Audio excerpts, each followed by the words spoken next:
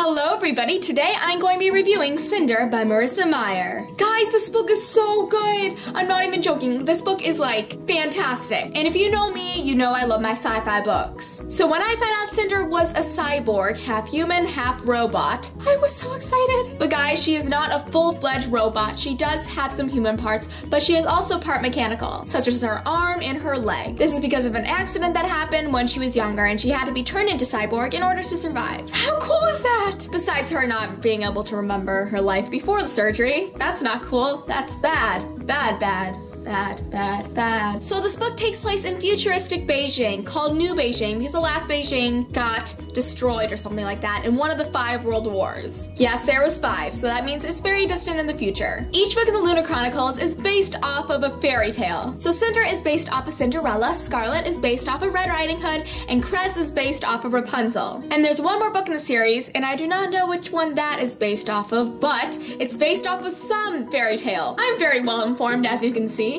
Not really. So since Cinder is based off of Cinderella, you have your typical evil stepmother, and there is one evil stepsister, but there is one nice stepsister, which is named Peony. The mean one's named Pearl, but nobody cares about her. Okay, honestly, some of the names in this book really confused me, like their last name went first or something. It was like Elaine or something, like Lehin, I don't speak Chinese. But I thought it was really cool trying to decipher the names. Hey, that's something fun to do in a book when you don't know the name. You always try to decipher them. It's like a game, kind of. An annoying game if you cannot figure it out. And there's also Ikea, which is an android and is also Cinder's friend, who plays the role of the mice in this novel. And then you get to the prince, Prince Kai.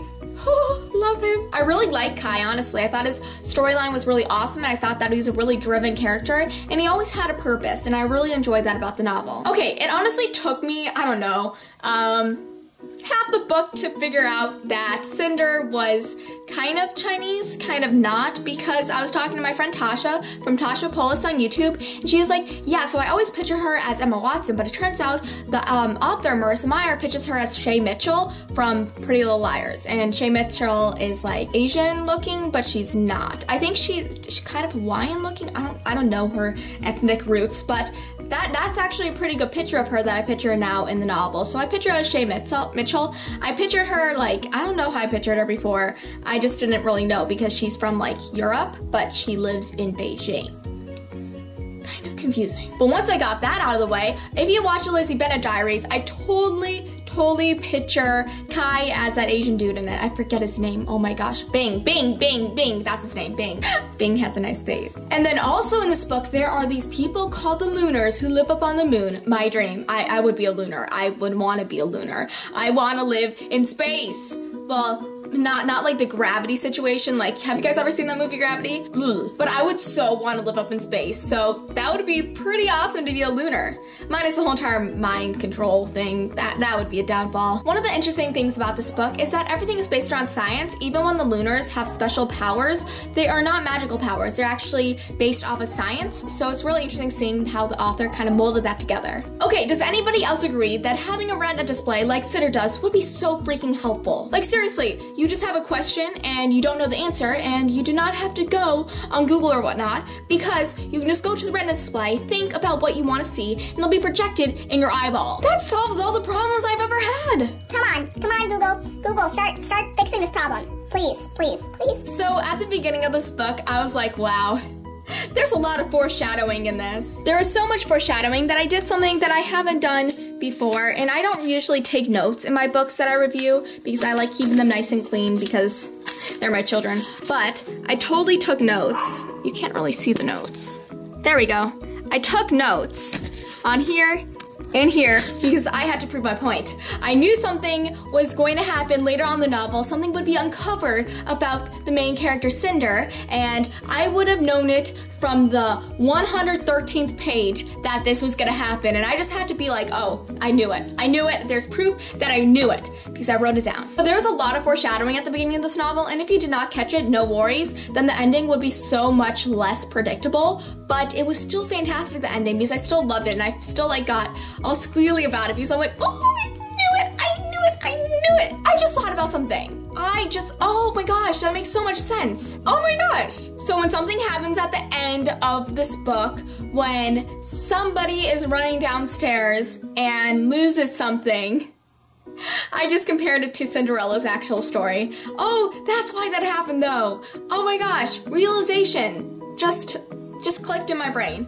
That's sad that it just clicked now, but at least it clicked some point, hey. So anyway, the Cinderella story that we have come to know throughout our years as a child is not completely the same in this novel. There are some changes, there are some twists and turns, and that's what I liked about this. I honestly would not like to see the same old Cinderella story being retold in a way that Cinderella is a cyborg. Like, that would have been boring and very predictable. That's why I really like the way Marissa Meyer kind of formed the story. One of the main reasons I really love this book was that it did not drag at any point in it. Yes, there are some prolonged points in this novel, but it all had meaning to it and all had some significance that would have tied in at the end of the novel. Like some little points at the beginning of the novel that you kind of like glance over and you're like, okay, that's interesting, really come together in the end and you're like, hold up! That makes so much sense why that happened.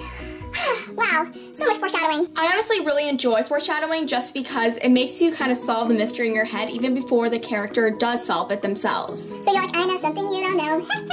One of my favorite things about Cinder's character was that you knew her flaws and you saw them throughout the pages of the novel. I honestly hate reading about perfect characters because nobody's perfect, and knowing that Cinder could have been molded as a perfect character, that she wasn't, really made this novel what it was. Oh my gosh, Adri, her stepmother, I wanted to shank that woman. I freaking hated her, and I also hated Pearl. Like, both those characters really just irked me. You guys deserve the plague, not those innocent people out there. If you did not know, there's a plague that's going around in this book, and it kills off anybody that catches it. And it was really sad because at a certain point in this novel, something happened, and oh my gosh. Oh my gosh. Oh my gosh, another character that I hated in this novel was Queen Levitch. I mean Levana. Yeah, no, I mean Levitch. Freaking hate that Lunar Queen so much. Just, she is such a conniving little... But she was a really good evil character, I'll give her that. I honestly wish that we got to learn a little bit more about the Lunar people because I honestly do not feel like I know them as well as I wished I would have known them by the end of the novel, but there is still room to get to know them in the rest of the series. All the books in the series tie in with each other, and the characters that appeared in one book appear in the other ones and vice versa, and it's really awesome. But I still hate Queen Levitch. I know that's not her name. Well, that's her name right now. I also love the Doctor in this novel. He is such an awesome dude. Like, he was so cool, and honestly at the end of the book, you find out something that I would have never expected. I honestly never saw any foreshadowing about it in this book, and once I found out, I'm like, ooh, really? That's so cool. Like, I love when I get surprised in books. I love it so much, and it's so cool because you thought you knew something, and it turns out you did not know it, and then you're like, wow, did not expect that whatsoever. Plot twist. So I enjoyed this whole entire book very much, but the first part I enjoyed less than I enjoyed the second part. The second part of this book was so good. I could not put it down. I literally read it throughout the whole entire day yesterday just to finish it. It was just so amazing, and I just loved it. And you know those parts in books that make you feel so empowered, and you're like, you go girl, you go do that stuff. I love those parts. Those are what I live for when I read these books. And when I found out that this book had like not one but two of these parts, I'm like, yes, thank you. It was just so good, guys. This book was amazing. Yes, some parts were sad in it, some parts were happy, some parts were just frustrating, especially the ones with the queen. Freaking hate that woman. I'm actually currently reading Scarlet, the second book in the series, and I'm loving it so far. We just met Wolf, so I definitely have a feeling this is going to be one of my favorite series. I totally ship Kai and Cinder together so much, but we didn't really get enough of them in this novel. That's why I'm hoping that we get more in the next books, just because I really think they'll be a cute couple. And the ending of this book was a little bit, it wasn't quite an ending. It was more like a to be continued or a just stop, really, because the ending was like, oh, wait, we solved some problems, but there's still a bunch we need to figure out. But no need to fear because Crest and Scarlet are here. But let me just say, I cannot wait for the rest of the series because, trust me guys, Cinder is fantastic and I'm in love with it already. And people keep on telling me that Scarlet's even better, so what am I doing filming this? I'm gonna go read. But But seriously guys, Cinder is amazing and I highly recommend it. My rating for Cinder will be a 4.5 out of 5 stars. I really like this book. So thank you guys for watching my review on Cinder. I hope you enjoyed it, and make sure you stay tuned for my Scarlet review coming to you very soon. Thanks for watching guys, and I'll see you next time. Bye!